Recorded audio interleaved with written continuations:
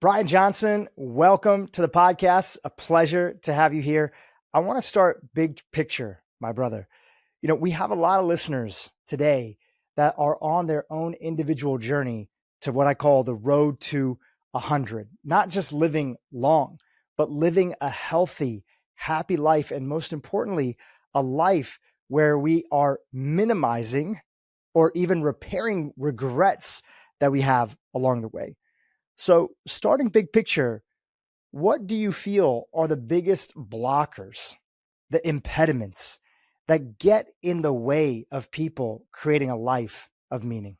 What a great way to start. Good to see you, bro. I appreciate you, Dhru, and just excited to be here and all that you are up to. So when you said the road to 100, I thought of two things immediately. I thought of, living to 100, but then also like feeling 100% alive right now, moment to moment to moment, which of course is the essence of my work and all those good things. But I think there's a couple of things. One, I think that people tend to have a lot of shame and regret about where they think they should be. They look back over the last 5, 10, 15, 20, whatever it is, years, and they're like, you know what, I should have done more. And I haven't been able to change this behavior or that behavior. And we start to lose some motivation. We start to lose some hope that we truly can activate our potential, fulfill our potential. So I think, getting to terms with that. And Seth Godin has a great line. He says, it's unfortunate that we didn't do some of the things we could have done, in our lives, but it's unforgivable to wait any longer to, as I would say, activate our heroic potential. And then I think that people are seduced to play the wrong game. I think that we've been led to believe that going after the fame, the wealth, the hotness is where it's at. And as you know, a big part of my work is, no, you got to know the ultimate game.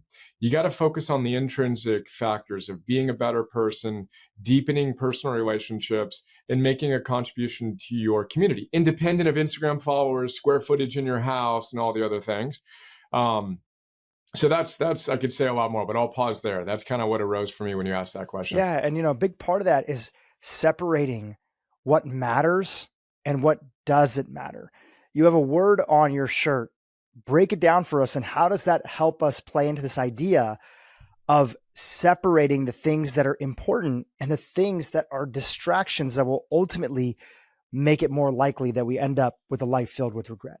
Yeah. So not only do I have this word arete on my shirt, I've got it on my forearm. And then we, of course, named our book Arete.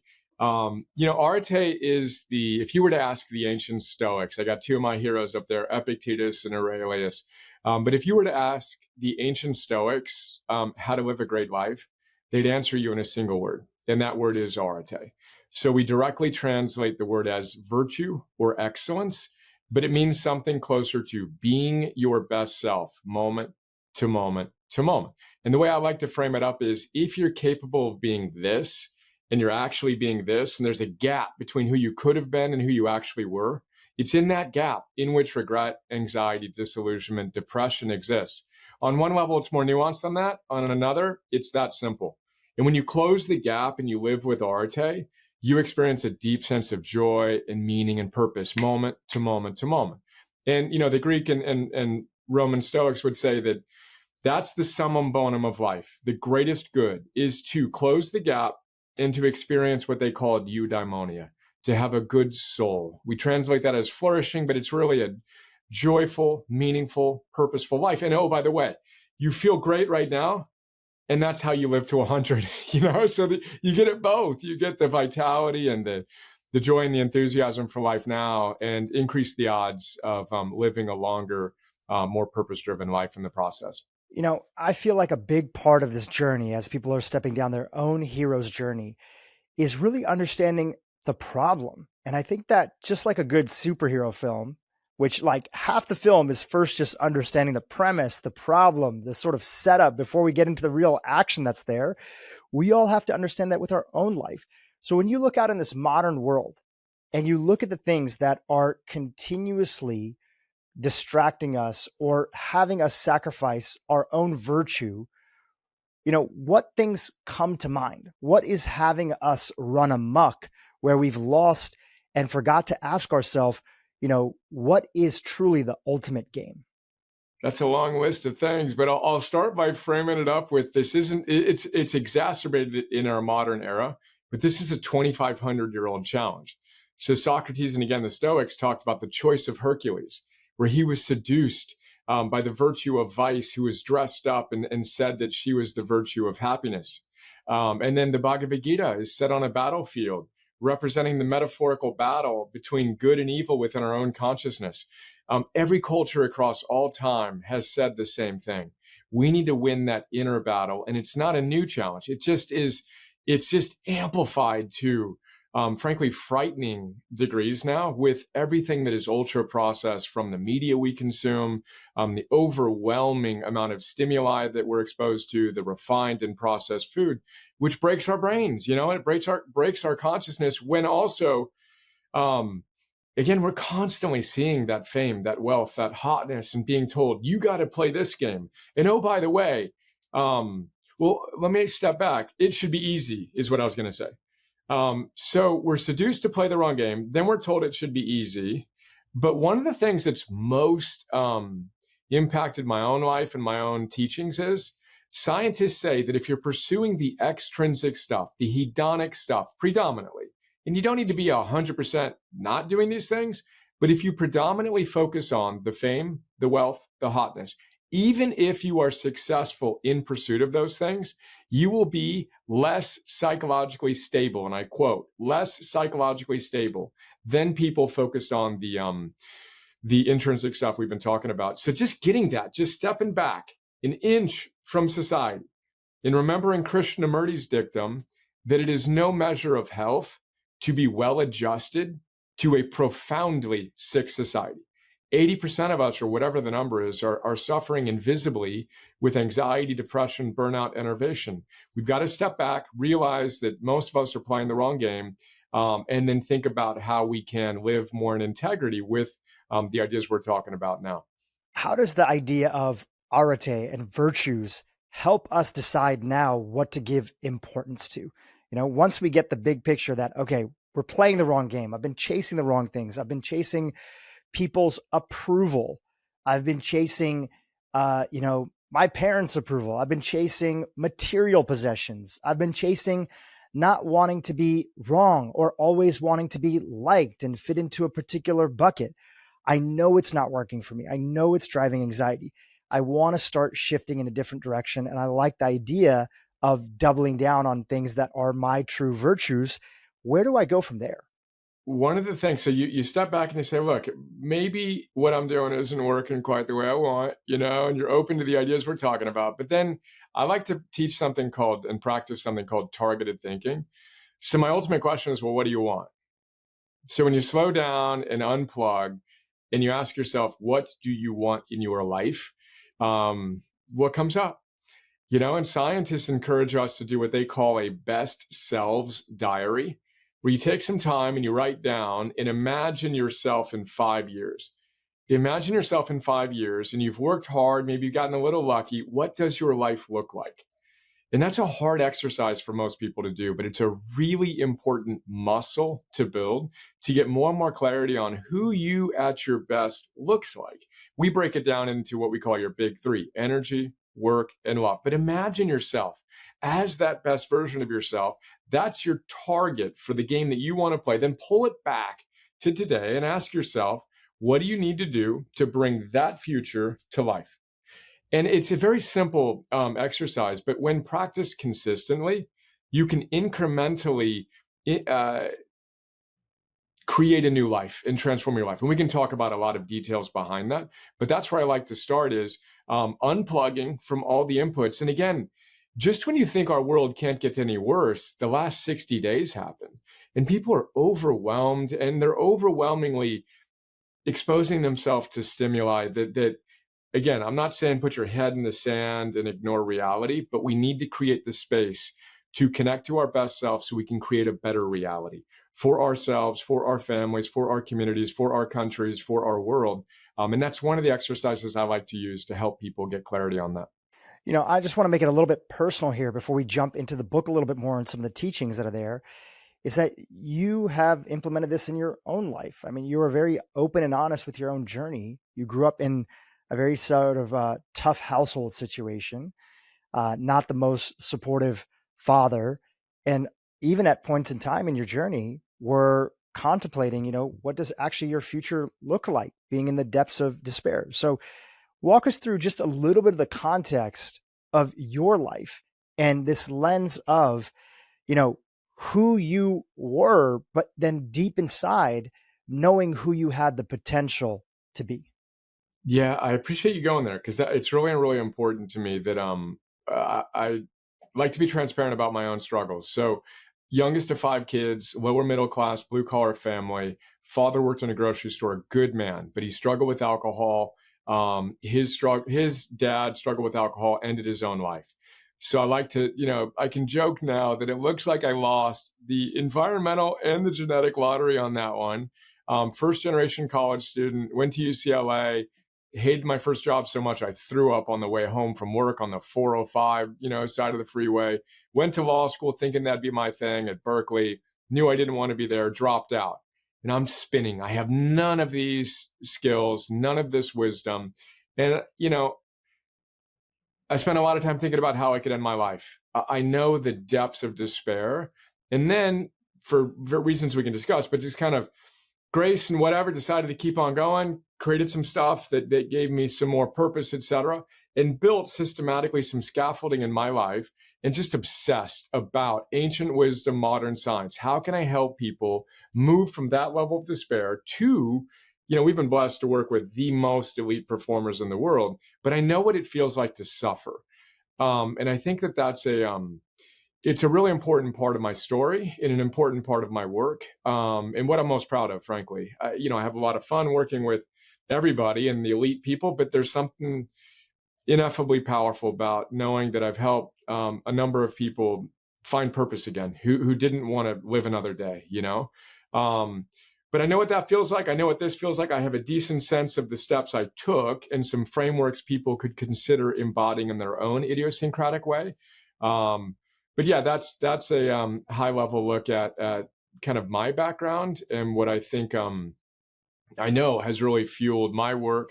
And so much of what I do, is I wish I could find my dad when he was 17, 18, 19, 20, 21, 22, 23, 24, 25 years old and help him. So a lot of the creative work I do is how would I have been able to find him? We do work with the military. Well, he was in the Navy. Oh, that's cool. How could we serve the military? And we're doing some cool things there. He was into sports. All right, well, how could we bring sports, figures and their fans into heroic and all these things? But yeah, that deeply has affected me and inspires me today. A big part of the book, Arete, is helping people understand what virtues are sort of their priorities. What virtues are the most important to them? How do you help individuals navigate that process? And can you give us a few examples of these types of virtues that would be a good fit as a primary driver for someone versus somebody else?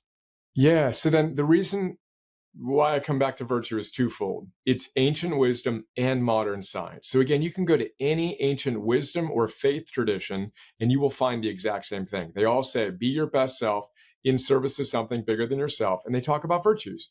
They talk about wisdom. They call it temperance. We call it discipline. Wisdom, discipline, love, and courage are the 4 cardinal virtues of all ancient wisdom and faith traditions.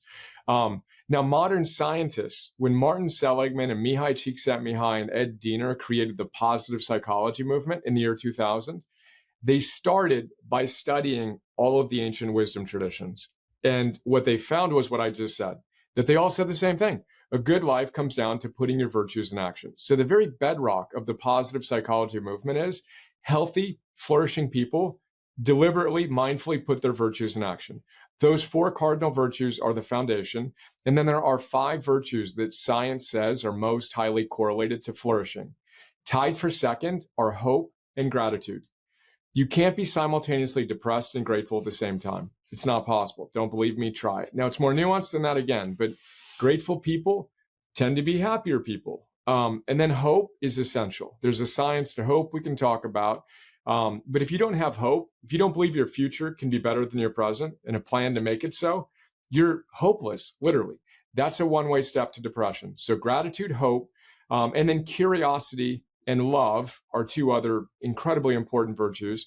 But somewhat surprisingly, not for you, but for most, the number one virtue science says that is most highly correlated with our well-being is zest, a weird word for energy, vitality, a sense of enthusiasm, and again, energy and vitality, zest for life.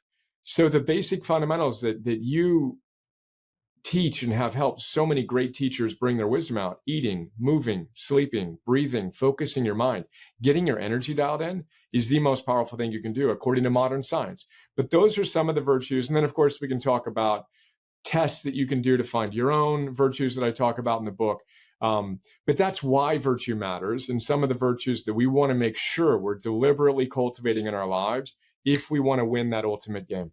You know, I want to pick up on zest and have you jump into that a little bit more with one of the concepts you talk about in the book, which is this idea of soul oxygen. You know, so many individuals feel that there is this trepidation they have, that they know that they're meant to do something bigger. They know that zest, they've gotten a little taste of it, and they know how great they feel and how great they make others feel when they regularly step into it. But there's part of them that feels like they're not fully actualizing on moving forward with their dreams in life. So talk about soul oxygen and how that plays into this. Goosebumps, dude. So I don't know if you can see him. Where is he? No, I got Abraham Maslow up there. You can't see Abraham Maslow on my wall. He's kind of the level above. But I got all my heroes back here, one of whom is Abraham Maslow. So Abraham Maslow, as you know, and most know, created the hierarchy of needs. He coined the phrase self-actualizing. So he studied Eleanor Roosevelt, who's over there, Albert Einstein, the greatest people of his generation. And the one word summation of my philosophy is arete. The one sentence summary of my philosophy is an Abraham Maslow line, which will lead us to soul oxygen. He says, what one can be, one must be. So anyone who is this far into a conversation like this has taken care of their basic hierarchy of needs. Maybe not perfectly, but we live in an abundant world if we can be here in dialogue with one another. You've ascended the hierarchy of needs. And Maslow would say, at a certain point, and you're at that point if you're on this conversation with us right now, your need to actualize your potential is as real as your need to breathe. So I call that soul oxygen. What one can be, one must be. And if you're allowing gaps to be created moment to moment to moment to moment, Maslow is way more intense than I am. I consider myself a pretty intense guy. Maslow, he didn't hold back. He says every single time you leave a gap, you know that you weren't your best self, it makes an impression on your consciousness. I framed it up. He says you can, in any given moment, you can step forward into growth or back into safety. Forward into growth, back into safety. I call it +1, -1, +1, -1. On the days in which you allow the gaps to occur and you go back, those are the days you want to numb yourself because you know you could have done more. But that's how I see soul oxygen. And again, I call it soul oxygen because eudaimonia means good soul. Eudaimon. And we all have this guiding spirit that the Greeks called your daimon. You have all the wisdom you need. It's right there right now. The diminutive of daimon is demon. So the word demon is just the diminutive of daimon. Well, we have that voice in our heads as well. And the question is, which one are you listening to? The best within you or the less than awesome within you? And that's the ultimate game, is to slow down, to recognize that in any given moment you have a choice. Viktor Frankl briefly says that in between stimulus and response, there's a gap. In that gap is your freedom. In that gap, we can slow down and say, all right, well, what do I want? I don't want to yell at my kids. I don't want to compulsively do whatever. I want to be my best self. I want to be wise and disciplined and loving and courageous. All right, cool. What am I going to do? That's the game that we want to play. And this is what Maslow began studying scientifically. And very importantly, he also told us there are no perfect human beings, not one. And he studied the best among us. He says there are great human beings, movers and shakers, but not one perfect human being. So we got to let go of the shame. We joke with our kids, you know, oh, shoot, I was almost the first perfect human being after we make a mistake. And they laugh, they giggle, Where was that when I was growing up? I had to be perfect, fixed mindset versus growth mindset. But all these things come in. And I want to emphasize this should be joyful. These are not chores we're talking about here that you have to check off a list. Oh, shoot, I have to go do this and this and this. These are micro moments. These are gifts you're giving to yourself, your future self. It's a long answer to your short question, but that's how I frame up the soul oxygen. No, it's a great setup. And thank you for adding that secondary piece to it, because sometimes the number one thing that you need to do for where you are in your journey is actually slowing down and spending some time giving yourself a little bit more love. So just like you said, like it's not about always doing more. So for anybody who's hearing this is like, oh, okay, so this is like a guy who's a biohacker who's trying to convince us to really like wake up at 4 a.m. every day and do X, Y, and Z. That's not the conversation that you're having. And that's not what the book is about. The book is about what is your definition of fully self-actualizing the things that will help you be the best version of yourself. And sometimes, some weeks, that's going to be giving some more time to rest. Sometimes it's going to be picking up the phone and calling somebody who you were snappy with last week and apologizing. And when we don't do those things, that's that gap that weighs on us, that, oh, you know what? I could have been kind to that person and I didn't. Oh, I was snappy with my kids. I wasn't unforgiving with my wife. And the fact that I didn't apologize, that's the stuff that will weigh on me. And if you have enough of those moments that build up over a period of time, that's how we start building up these deep regrets that people end up dying with. Dude, that's exactly it. And then to put it in perspective, I mean, I slept 10 hours last night. 2 days ago, I gave a talk to the U.S. men's national team and I got 6 hours of sleep, right? So I'm going hard right before they played their game last night. And then last night, I'm making up for that. I'm in bed at 7. But it's about, and again, Abraham Maslow said, if you basically decide that you aren't going to live your best life and give your best, and you decide you're going to be less than what you're capable of being, he said 70 years ago, then I warn you, I quote, you're going to be miserable for the rest of your life. So it's a really important thing. This is Joseph Campbell's hero's myth. The hero is called to adventure. And a big part of my work is you're the hero we've been waiting for. So we got to quit being the victim, complaining, criticizing, blaming, and look in the mirror and say, look, if I want to change things, I'm the one that needs to start showing up and building that strength to help us meet these historically significant challenges and be the change I want to see, to quote Gandhi. But there's an intensity that we want to bring that's really important. But that intensity for me shows up in my 15, 30, 60-minute meditation practice. It shows up by I'm in bed for 9 to 10 hours, 8 to 9 plus hours a night. So we want to make those beautiful waves, oscillating, where we're intensely on and we're intensely off. We have that energized tranquility. And we discover our own idiosyncratic pathways. I'm me. We don't need another version of me. You're you. Each of us here has our own kind of expression of our best selves. But I firmly believe each of us needs to turn up the heat, which is the subtitle of the book, activate your heroic potential. Nothing happens until you get to an activation energy point, scientific phrase, where one thing becomes another thing. If you want to boil water, you have to get to 212 degrees. Nothing happens at 200 or 210 or 211. You want to start a fire, it's 451 degrees Fahrenheit.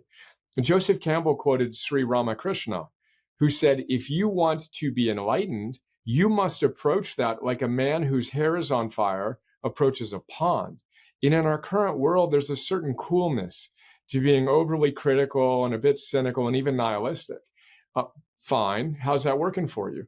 But to be willing to turn up the heat and say, no, I want more out of my life. I want to give more to my family and to my community. And I'm going to do the hard work to get there, while practicing and training our recovery, of course, is, obviously what I'm all about and hoping to help more people activate. Some people feel like I want that call to adventure. Like there's something inside of me where I feel that desire, that soul oxygen, and they might put themselves into two camps. But camp one, I'm lazy. I don't think that I have the drive enough. I want it, but I don't know if I want it bad enough. And then there's another camp that says, I have too much fear that's blocking me. What do you want to say about fear and laziness and how it relates to this journey? I love it, dude. Well, this is, as you know, one of the early chapters in the book. My coach, Phil Stutz, who's back there on the wall, who's featured in a Netflix documentary with Jonah Hill called Stutz. I've worked with him 400 one-on-one coaching sessions. He's my spiritual father, just a beautiful human being. His favorite teacher is Rudolf Steiner. Rudolf Steiner said there are two things that are preventing you from living a life that you want to live: fear and laziness. So we need to conquer fear and laziness. We need to cultivate the courage. Fear is never going to go away. Fear is a great thing. Fear is a sign that you're out of your comfort zone. Perfect. How do you feel when you're out of your comfort zone? By definition, you feel uncomfortable. Now, if every time you feel uncomfortable, you pull back and you want to avoid the challenge, you're never going to grow. And you don't need to be crazy about it and go 20 miles out of your comfort zone, but you want to go 4%, 4%, 4%, 4% all day, every day. And when you do that, you tap into your infinite potential. So cultivating courage is huge. And then even Yogananda was Steve Jobs' favorite teacher. At his memorial service, Steve Jobs had it set up so that everyone got a copy of Yogananda's autobiography on the way out. Goosebumps. You read Yogananda, he was the first yogi, of course, to come to the US, beautiful man in the early 1900s, throughout just in same intensity, same exact intensity. He loved ambition, even Eknath Eswaran's one of my favorite teachers as well. It's easier for really ambitious people to succeed in spirituality because they have the energy, they have the ambition, they have the discipline to move through laziness. So again, that overly critical, cynical, nihilistic, we got to reconnect to that fire within and conquer both fear and laziness systematically. And of course, I talk about that a lot in the second objective, forging anti-fragile confidence. But this all comes back to turning up the heat and then sustaining it. And that those two ideas of fear and laziness makes it easy. We're all always more fearful and more lazy than we'd like to admit. Perfect. Nothing's wrong with you. Let's just get to work and see what we can do to get a little better today, We're jumping around a little bit, but because you mentioned it, what do you want people to know about building anti-fragility in their life and how it helps us head down the virtuous path and ultimately lead to, less regrets or no regrets along the journey to 100? Yeah. So anti-fragile confidence is probably my favorite part of the book and everything that I do. So first you need to know all of this. You need to know you can create it. So whatever it is you want in your life, and again, you got to rub it up against reality. Some things are fantasy based, and I want to rub it up against reality, but you can create the things you want to create. That agency and that hope is important. So anti-fragility is the opposite of being fragile. Nassim Taleb coined the word, and it's an important word because, if you're fragile and you're a package, I like to say, it's like you write, handle me with care as you go through your life. If you handle me roughly, I'm going to break. COVID happens, I'm going to break. Relationship challenge, I'm going to break. Health crisis, I'm going to break. That's fragility. Resilience is better than being fragile, which means you can handle more pressure before you eventually break down and then you bounce back faster than most. But what would happen if you were the opposite of being fragile? What would happen if literally when you got hit, you got stronger? If you wrote on your box, throw me around, the more you challenge me, the stronger I get. You'd be anti-fragile. It's a really important concept that I combine with confidence. So the word confidence means etymologically intense trust, confidere, with intense trust. Now, if you want to cultivate trust in any relationship, what do you need to do? Now, if we had scheduled this time and I didn't show up, you may give me a pass because we're friends, right? And you're like, oh, if something came up, but if I did it again, you'd be like, dang, I don't trust Brian. And you shouldn't trust me because I'm not doing what I said I would do. Now, if you want to build a great relationship with yourself, you need to do what you say you will do. You don't need to be perfect, but if you say you're going to meditate or eat a certain way or move a certain way or spend time with your kids in a certain way and you don't, you're eroding your trust with yourself, such that when life hits you, boom, you fall apart. Anti-fragile confidence, Phil Stutz calls that emotional stamina. And in one of our earliest chats, he told me that I had a lot of it. And I said, oh, thanks, but I have no idea what that is, emotional stamina. Next session, I said, what is it? He said, you can handle pressure and stress, and you can respond to that well. And then, of course, my follow-on question was, how do I get more of it? And what he said profoundly changed my life. And this is the thing that I teach that has changed the most people's lives. He said, the worse, if you want emotional stamina, if you want anti-fragile confidence, the worse you feel, the more you're being pushed by life, the more committed you need to be to your protocol. So the old me used to, when I got hit, go off the rails and do all the things that I knew weren't good for me. You know, for me, I would be watching stuff late at night, never drank. My dad and his dad did enough of that. But we all have our kryptonites. So the question is, when life hits you, what if instead of doing those things, you decided to slow down and double down in your protocol and do the things you do when you're at your best? But that presupposes you know what your protocol is, that you know what you do when you're at your best. So helping people get clarity on that and then encouraging them to do it when they least feel like it is what it's all about. And this is, you know, when I talked to the men's national team literally just 2 nights ago, that was the thing their coach wanted me to talk to them about the most, was to make their prior best their new baseline. Because we've all performed at a high level, but then we give away the gains. You can't give away those gains. You got to bring it back, set up a new baseline, and then have fun seeing just how great you can be in your energy, your work, and your love. Again, that's a long answer to your short question, but that's objective 2 on anti-fragile confidence. And even getting 3, 5, 7% better at this changes your life. Because if when you get hit, you do the things that are best for you instead of the others, you're as close to invincible from my vantage point as you can get. I don't remember what it was, but there's also a concept in the book that you pair right along with that, which is this idea that, you know, the idea that we're going to get everything right, we got to let go of it, right? What's that concept called? And can you break it down a little bit? Well, yeah, that would be called insanity. You know, but I'm a recovering perfectionist, dude. Like, I was so fixed mindset. I thought I had to do every single thing perfectly. You know, youngest of 5, golden child, hero child in the dysfunctional alcoholic family. You know, you got to get it all right. My first job, dude, I would stress out about the staple. I wanted to make sure that it was perfectly parallel to the top of the line at the top of the page. And thankfully, this is now almost 30 years ago, but it's like, oh my goodness, bless that guy.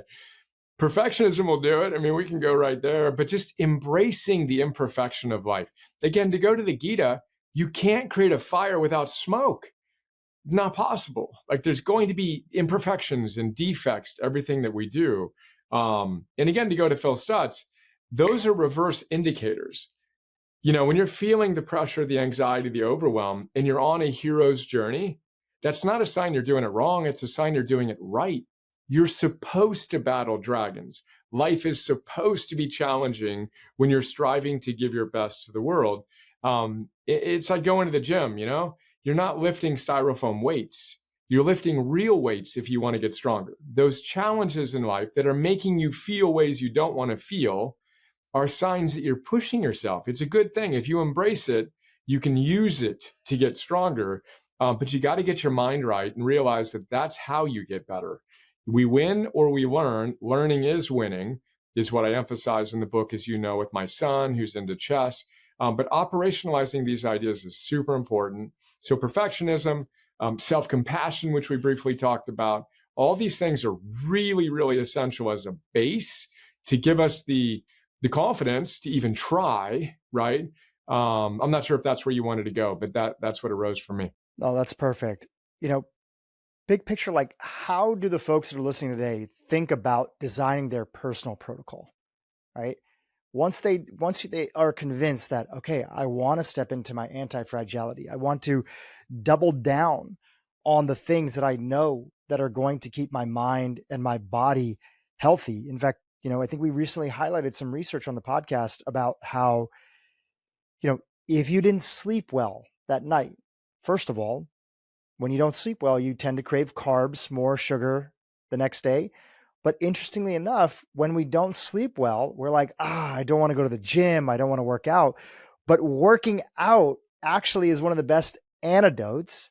Not that you have to go crazy, But getting in a challenging workout for you is one of the antidotes to actually help you feel not as sleepiness throughout the day. So if people are thinking about designing their personal protocol, how do they go through that process, and can this book help them out with that journey? Dude, great question. And again, we're kind of walking through the talk I just gave. So right after I did that spiel to the guys, I had them bust out a piece of paper. Imagine busting out a piece of paper to get clarity on your protocol. So if you have a piece of paper close by, bust it out, blank piece of paper, draw a line down the middle. On the upper left, put do. On the upper right, put don't. Line, do, don't. And then think back to a time in your life when you were at your best. It could have been a day, a week, a month, a year, a decade, but you were at your best. You were energized, you were productive, you were connected to your loved ones. What were you doing and what were you not doing? So we want to take some time to get clarity on that. And again, when you pair this up with the best selves diary of 5 years out, and then you look back and see what you were doing when you were at your best in the past, we can start to make some real progress here. So you look at what you were doing. And again, our commitment here is to make our prior best our new baseline. And we need to quit giving away our gains. So then the practical question as you look at that list is, what's the one thing that you know you could be doing that you did when you were at your best that you're not currently doing that would most change your life if you started doing it now? Step one in your protocol. And then what's the thing that you're currently doing that you don't do when you're at your best? Right? So for me, I don't stay up late blowing myself up. I'm not binge watching Netflix or whatever it is, right? What are the things you don't do when you're at your best? Circle the number one thing that if you stop doing it would most change your life. And then that's the fastest way to change your life. The kryptonites, as I call them, that are just bringing you down physiologically and psychologically and eroding your trust in yourself, boom, getting rid of that is the fastest way to change your life. And we talk in the book about installing and deleting habits, the art and science of behavioral change and whatnot. But that's the first step in getting a protocol. Then the next step I go into is I want you to do the same thing: energy, work, and love. 3 more pieces of paper. Do and don't when you're at your energetic best, when you're at your work productive best, when you're at your connected best. And then we can systematically architect clarity on who you are at your best, what virtues you embody, and specifically what behaviors you engage in. And then my joke to our coaches we train in our community is, do the top 3 things that you do at your best in energy, work, and love, and good luck having a series of bad days. You'll still have highs and lows, but I can't go off the rails, dude. When I'm in bed for 8 to 9 hours a night, when I meditate for at least 11 minutes a day, and I do a certain sequence of movement every day: 1 sun salutation, 10 pull-ups, 100 burpees, 1,000 meters of rowing, and 10,000 steps. I've missed less than 2 hands worth of that in the last decade. Then I do certain things in work. Then I do certain things in love. It's literally not possible for me to feel what I felt before doing even a fraction of those things. Again, I have highs and lows because I'm human and I have better days than other days, but you don't go off the rails. And when you have a rough day, instead of going way down, that's spiraling down, you recommit.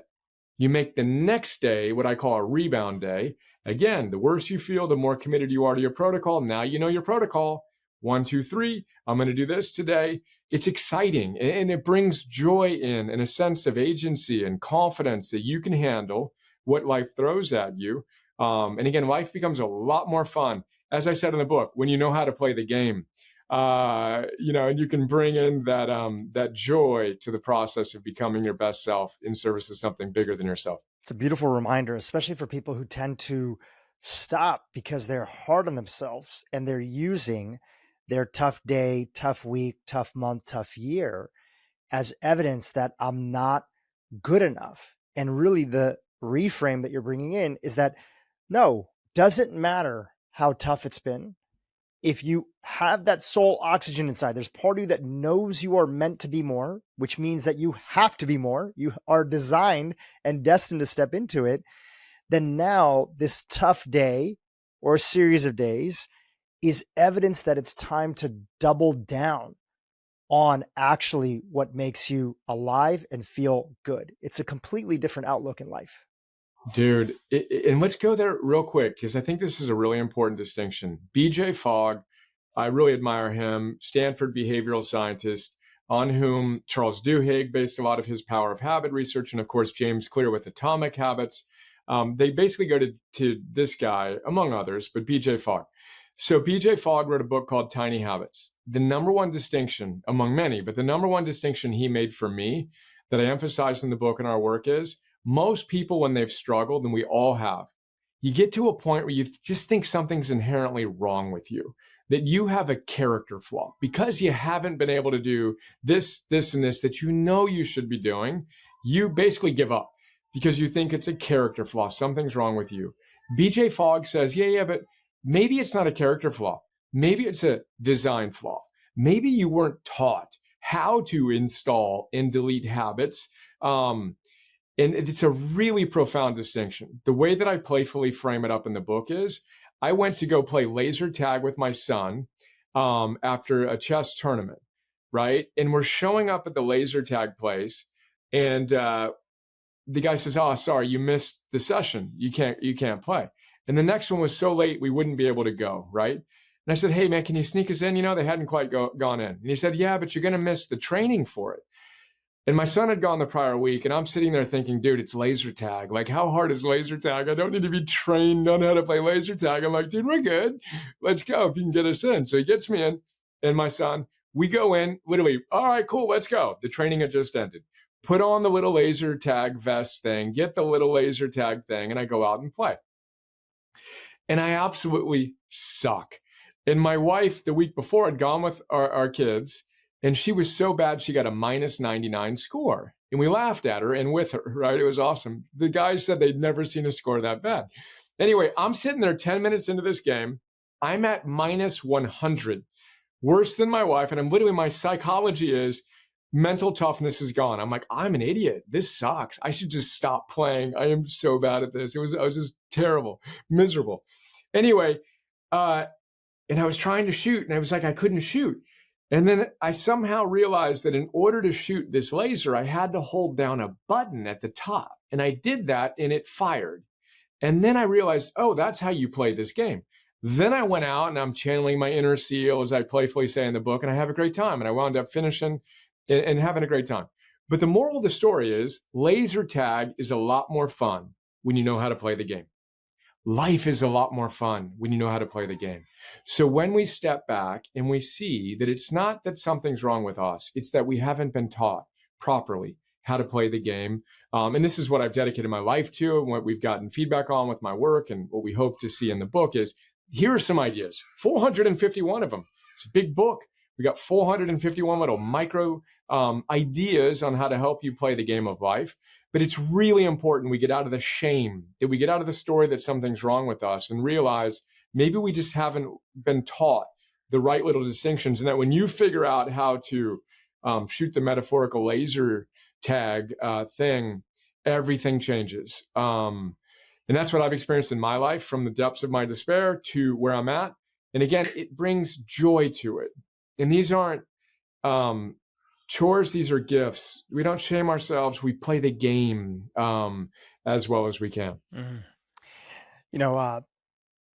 Andrew Huberman has been on this podcast before, and one of the lessons that he left our audience with is the best way to quiet, and I'll add in a little entryway into it, is also like the best way to focus the mind is through the body. And a lot of people start with the mind. They think of a problem. They think that this is something tough that I'm going, well, if I ruminate on it, whether it's conscious or unconscious, whether I think about it a ton, whether I just sort of sit and zone out and try to forget about it. Again, all those things are trying to access a problem of the mind through the mind. And part of your book is focused on those lessons that many people have not learned about taking care of their body and tapping into energy.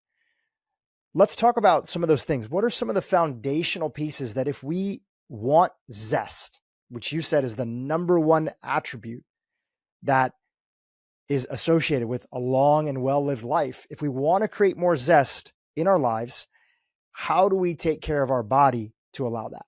Yeah, I'm so happy we're going here, and so happy that Huberman echoed, frankly, the obvious, but it's not obvious in our medical world and in our consciousness. I think the most important thing is to make the connection. And again, you know this, and this is your podcast and all the work you've done with all the great individuals that you've supported behind the scenes. Your gut produces 80, 85, 90% of your body's serotonin. Yet when's the last time you went to a psychiatrist for the depression you may be experiencing and they prescribed a better diet?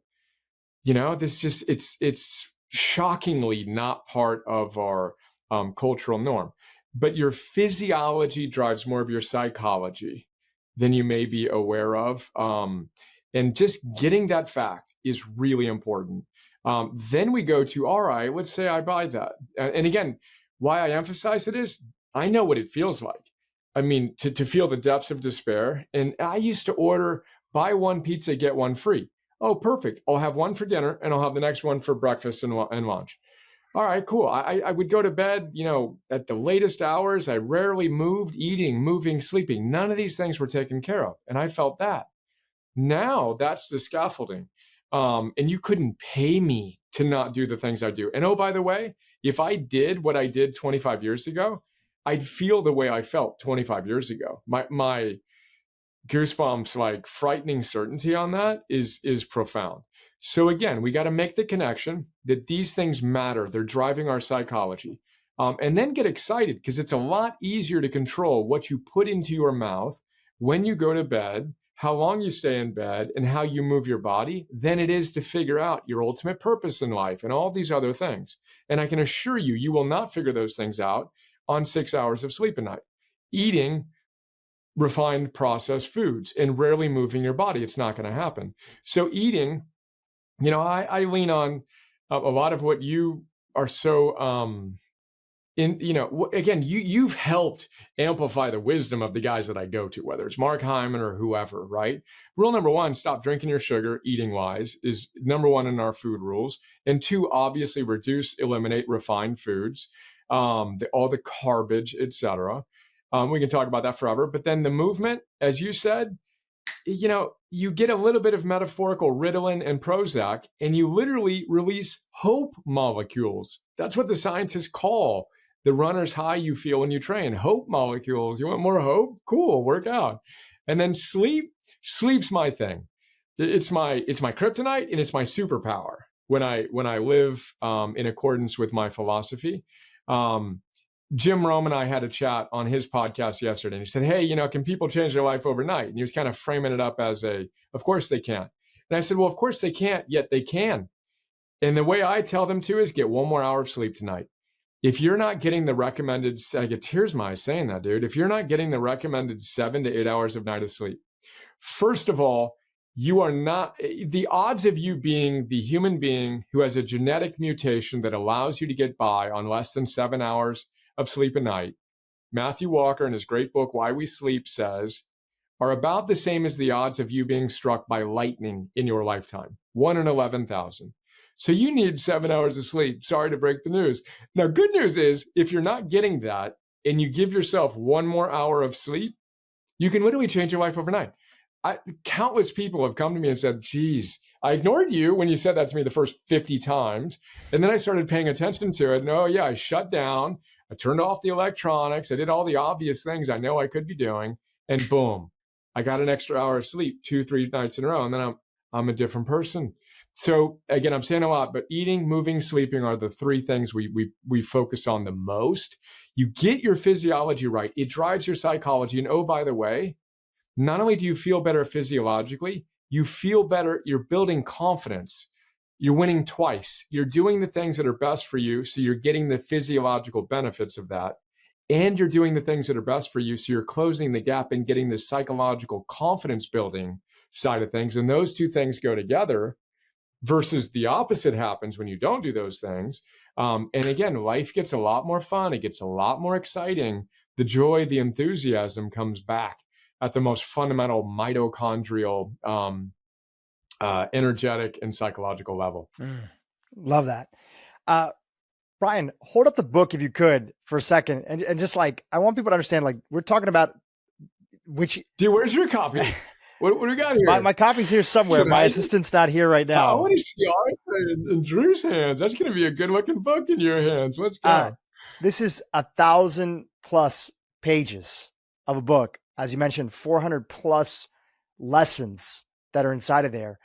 And how should somebody tackle? Because for somebody, it's like, whoa, that's a big book. Can people flip to different chapters, see what resonates with them after reading the introduction and go through? How do you recommend ingesting this?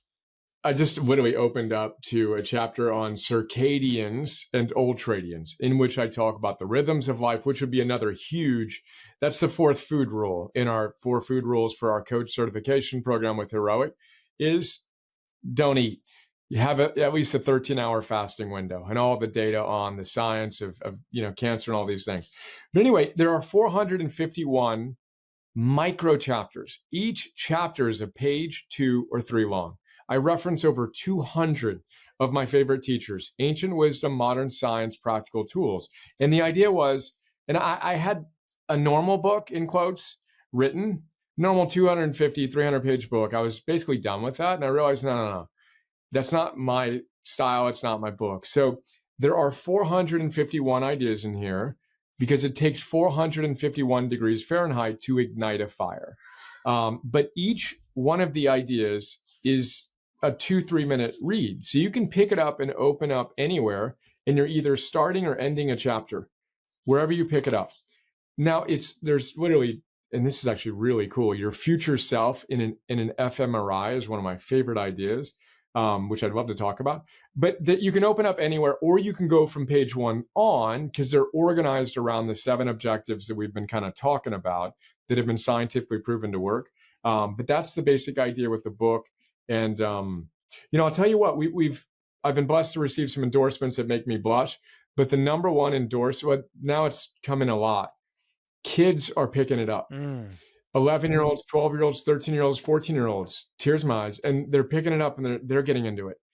A military officer who's abroad, to whom we sent an advanced reader copy, had it in his car, weekend tournament. His 11-year-old son picked it up, stayed up late on a Saturday night reading the first 100 pages. And I'm like, dude, that's it right there. To be able to connect to obviously everyone, who's watching or listening to this, but then our kids, that's the ultimate mission that I have tattooed to my body, is changing the world. You're going to do it. We're going to do it by being the change, raising the next generation of heroes, et cetera. Again, long answer to your short question, but that's what I was thinking when we put the book together. I heard you say, and I'm paraphrasing here, so you might have to dial it in terms of your actual quote, but I've heard you say that the most important thing is realizing why something is important, right? Like you have to understand, why does this matter? Why is this important in every aspect of your life? Why do you want to have and activate that inner potential inside of you? Why do you want to have more energy inside of your body? Why is this thing, this individual thing, why is it important? When we understand the importance, then we can give something the true attention that it deserves. Is that accurate? Oh, dude, it's better stated than I'm going to say it. Yeah, that's exactly right. 100%. Just, it needs to be your truth. Even with our kids, we're not trying to tell them, hey, this. We're trying to make it a felt sense of they get it. So one of the phrases we use is make the connection. You want the why, then you want to make the connection between certain behaviors and certain outcomes in your life. So our kids don't like to be sick, and we're blessed. They're 6 and 11. They've never taken an antibiotic. But the few times the number of times, of course, they've gotten runny noses and things like that. They don't like that. But what we do in those moments is, all right, buddy, can you make the connection between this state and something you did? Oh, it was that sugary thing that I ate with grandma or whatever. Or it was, we were up a little bit late and this and that happened. So making the connection between the state that you're experiencing that you don't want to experience in behaviors and the positive states you've experienced in the past and more positive behaviors, and then grounding it in the fact that this isn't a dress rehearsal. This is it. This is our opportunity. So yes, to everything you said, that why, and then also the agency that we can affect change, which is why I keep on coming back to the self-compassion, the character versus design flaw, and the sense of hope that you can create that future that you desire. And here's how. here are some very practical ways to go about doing it. When you combine the why with a what, with a how that's believable, because it's grounded in scientifically proven and frankly very obvious ideas, hopefully in a compelling way that helps you move from theory to practice to mastery, then as I've said a half a dozen times, it becomes a lot more fun. And life has that joy and that meaning that we know is latently possible. And when enough of us come alive like that, I think things will change more and more significantly in the months and years and decades ahead. So far in the interview, I've been highlighting a few lessons that, spoke to me, that I've kind of gone through. I want to give you a chance. Like, is there one that we haven't had a chance to talk about yet that really comes to the forefront, especially in the context of this conversation? Again, goosebumps for the 20th time. I've only mentioned it several times, but I love the way that you led our dialogue. I think that we talked about basically objective 1 is know the ultimate game. Objective 2 is forge anti-fragile confidence. Objective 3, we talked about implicitly. It's optimize the big 3, energy, work, and love, where we simplify self-development. Objective 4 is to make today a masterpiece. Objective 5 is master yourself, which we talked about, the art and science of behavioral change. Objective 6 is dominate the fundamentals, which we talked about, eating, moving, and sleeping. But all of that leads to objective 7, activate your superpower. We call it soul force. So Gandhi, who's on my wall back there as well, above me, named it. So Satyagraha was the name he gave. He coined the kind of word in Sanskrit, satyagraha. We translated that as nonviolent resistance, which was a terrible translation of his beautiful words. Satyagraha means truth force, or love force, or virtue force, or soul force. So what Gandhi cultivated in himself and activated in himself was soul force. In Gandhi's presence, you felt a palpable sense of moral charisma. Martin Luther King referenced his hero Gandhi's phrase, soul force, in his I Have a Dream speech. That's what he was trying to cultivate in his followers in order to right the wrongs in America. So all of our favorite heroes, and let me actually just frame it up. Who are your 2 favorite heroes, Dhru? Oh, my favorite heroes, like people in society or like family. It could be anybody. Anybody, man, that inspires Well, you. You look at them and you're like, wow, I'll share the first one. I genuinely feel, and I felt this from a young age, and my parents are human beings. My dad in particular, I really feel like I won the lottery. Like I won the family lottery, and I feel, especially as you were sharing about your father and the experiences, again, this was a man who was doing the best that he knew how. And my dad was a byproduct of the environment that he was brought up in. And he felt that same way about his grandfather, who felt that same way about his father. Again, my dad was a human being. Sure, he yelled at us sometimes and did this, all that. We all are going to be that way. When I have kids, I'm going to be like that. But the component and the agency that my dad gave for me at a young age to allow me to build my life the way that I wanted to, pursue my passions, my interest, and generally allow me to, almost in a way, he was there for guidance. He had the bumper, the rails, like when you're bowling and you put the little bumpers that are there, he would provide guidance, but he allowed me to figure out my life, which in this day and age, it's tough to also let your kid fall on their face, learn that lesson on their own, and then get up, and I'm sure he struggled with it, but I truly feel that my dad, for whatever spiritual reasons or his family context, I won the lottery by having him as my dad and then my mom as my mom. Oh, geez. Beautiful. I get tears in my eyes just feeling your love for your dad. And it's interesting because I interviewed Hal Elrod for our launch weekend, and he had his mom and his dad as well. And it was just a sacred feeling. Now, your mom and your dad, so beautiful that you see them as your heroes, are 2 very different human beings, is my guess. We didn't talk as much about your mom's qualities. Can I talk about my mom just real quick? Yeah. Because she listens to this podcast. So my mom grew up in a very challenging household, and both my parents are from Kenya. That's where I was born. We're 4th generation Kenyan. And then mostly, I grew up in the United States. My mom, the reason that I look up to her and consider her a hero, besides bringing me into this world, is that she grew up in such a challenging environment. And I remember even from the youngest of ages, when I would meet my grandfather, my mom's dad, I would think, I'm not sure if we're related. There must be some sort of fluke. And my heart goes out to him, but he was an individual who truly felt that he was a victim most of his life, that things happened to him. And unfortunately, as we all know, and we've talked about on this podcast before, is that hurt people hurt people. When you don't feel good, you take out that complaining, that energy. And my mom was one of those individuals, along with her two siblings, her sister and her brother, that my grandfather regularly brought his negativity on, his complaining, his feeling that they weren't good enough, that they couldn't do right. And that led to a situation where my mom naturally inherited that. We tend to do what we feel is the thing that is most familiar to us, even if it doesn't work for us. And so growing up, my mom and I would butt heads. And as you similarly went down your own journey of studying ancient philosophy, I, around the same time, went through that journey myself, end of high school, beginning of college. I also dropped out of school. And I am so thankful that as I started to peel into some of these lessons, and we had been friends for a long time, like right around that period, we probably met just a little bit after that, and have known each other since. My mom was open. It was tough for her, but she was open to the idea that maybe there's something to learn outside of what experience she had. And she knew she didn't feel good.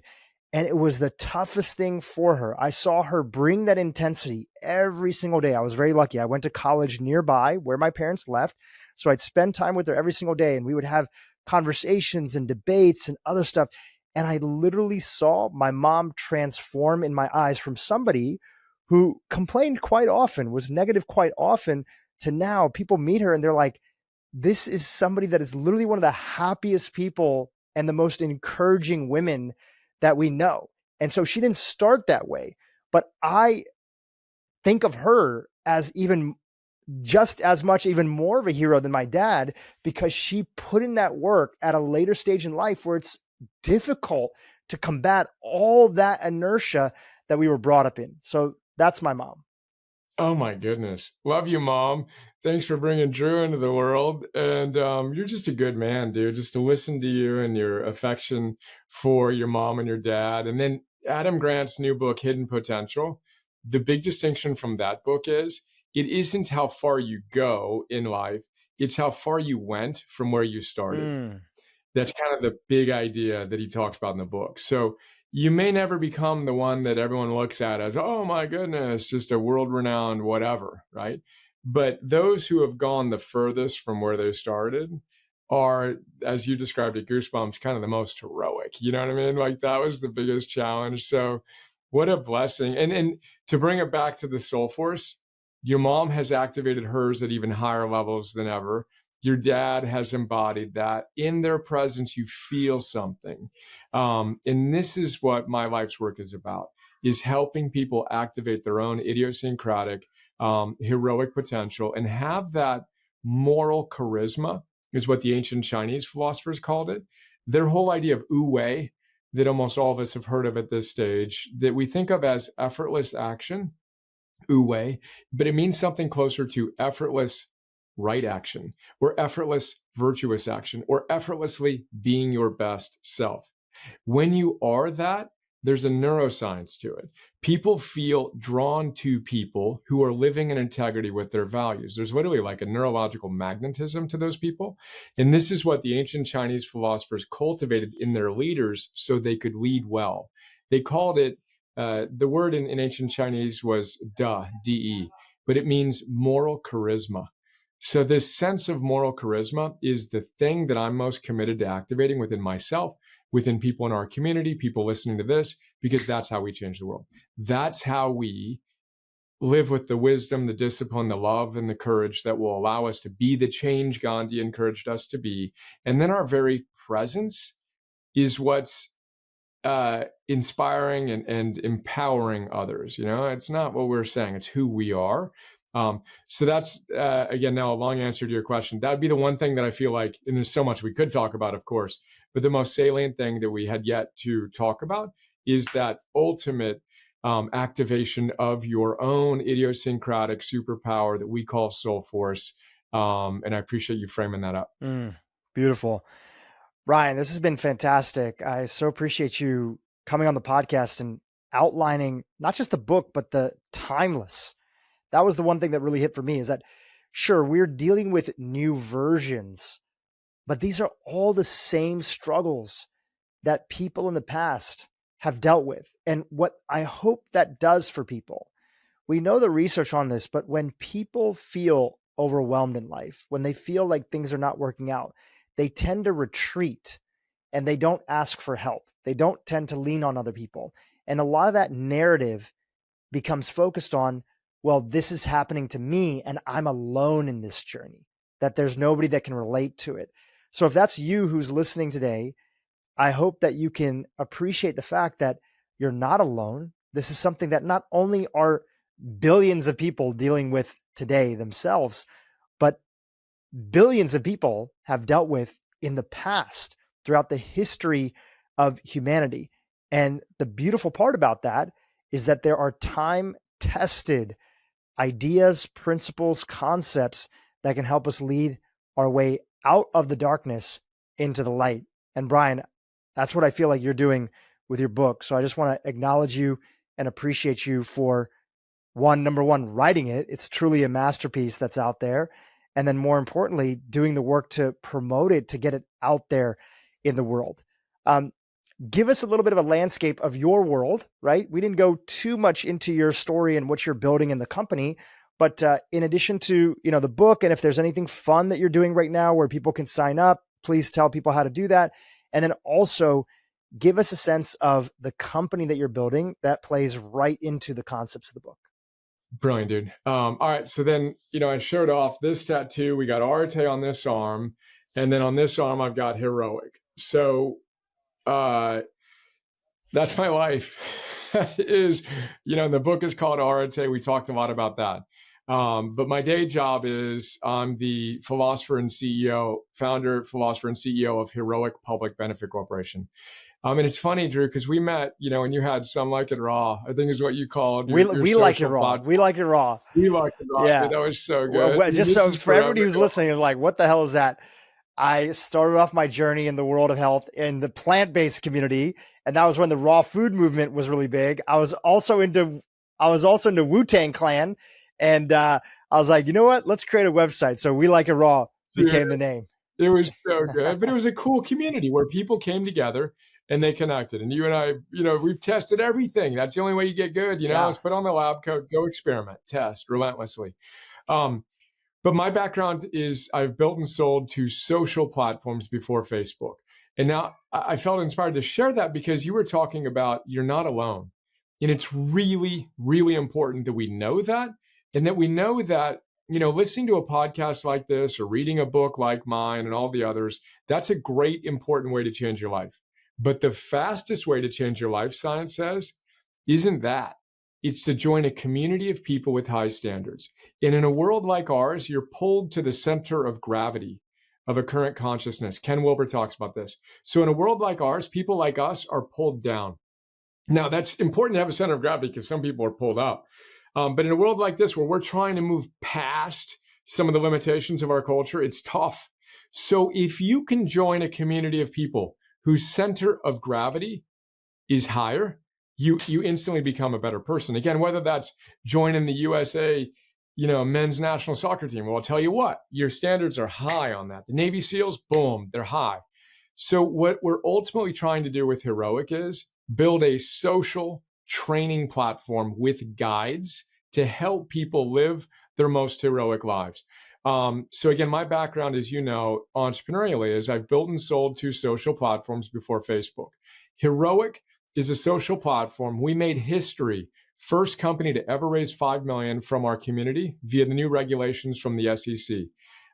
We hired the same company that built Slack, Tinder, Uber Eats, and Elon Musk's Neuralink to build our platform, using the absolute best of social and persuasive technology for the best to create. Have you seen The Social Dilemma, that documentary by Tristan Harris? I've seen clips, but I didn't watch the whole thing. Oh, dude, you need to watch it. Again, I rarely make statements like that, but it's a beautiful film that highlights the unintended catastrophic consequences of social media platforms built on the attention economy hacking your mind and your attention. The political polarization, the self-harm and suicide ideation among the young generation in particular can be directly connected to those platforms. So our platform we intend to make it an answer to all the toxic platforms out there. So imagine a community where you can connect with us and the individuals participating in this conversation. We haven't talked about it in a while since I had the idea years ago, but we're now ready. So you're a guide, a hero on their quest. They answer the call. What do they get? They get a guide, and then they get buddies. Harry Potter got Dumbledore, then he got Hermione and Ron. And then they went through enough quests, and then the hero becomes a guide. Harry, Hermione, and Ron trained the Hogwarts students, and it was the hero becoming the guide and training more heroes that allowed them to win the fictional war in their world between vice and virtue. So that's my mission in life, is to help create a world in which 51% of humanity is flourishing by 2051, helping people move from theory to practice to mastery together today. That's all at heroic.us, or you can find us in your iOS and Android app stores. Just search Heroic. We're the training platform. But dude, I can't wait to chat offline, because when I've been architecting it, it's with you in mind, literally, as a guide, bringing your community together outside of the toxicity of, the YouTubes. I'm not the YouTubes, but YouTube's better. The Facebooks, the Instagrams, etc. I mean, dude, the fact that you can say things on those social platforms that you couldn't even say at a gas station or a fast food restaurant is insane. When you pause and think about it, you're like, how is that allowed? I can't even yell at people in my gas station and be served the next time I want to come through. Like, that's craziness. So anyway, bringing all these ideas to life with Heroic is ultimately why I wrote the book. It's easier to give people a book and explain these ideas than it is, frankly, to get them into an app and the abstraction that happens when you get out of the concrete field. But it's the combination of Arete and Heroic that I'm so excited about, and just appreciate you, man. I admire you. I'm inspired by you and who you are and how you show up. And I'm so happy that you're now doing this. You've played such a big role behind the scenes for so many people. But it's a real joy to see you flourishing in this role. And I'm just all in on doing everything I can to support you, and feel blessed to be here with you. So thank you. Appreciate you, brother. I feel the same way. Areté, the book is out there everywhere where books are sold. We'll have the link in the show notes. Brian Johnson, thank you so much for coming on the podcast. And by the way, I'm so glad to have this Brian Johnson on, because I told a few of my friends, hey, Brian Johnson's coming on the podcast. They're like, the Liver King is coming on your podcast? Yeah. I'm like, which one, dude? Or is it the biohacker extraordinaire who wants to live to 2000? He's been on the He's been on the podcast too. Right. He's been on the podcast too. And that was a good conversation. There's a lot of overlap, but I'm glad to have this Brian Johnson on, the original Brian Johnson. I appreciate you, brother. Thanks for being here. I appreciate you so much. Thank you. Hey, YouTube, if you enjoyed what you just saw, keep watching for more great content on how to improve your brain and your life. We know more about the fact that what happened to your parents throughout their lifetime and your grandparents, and possibly even beyond that, also has an effect on your neural wiring. So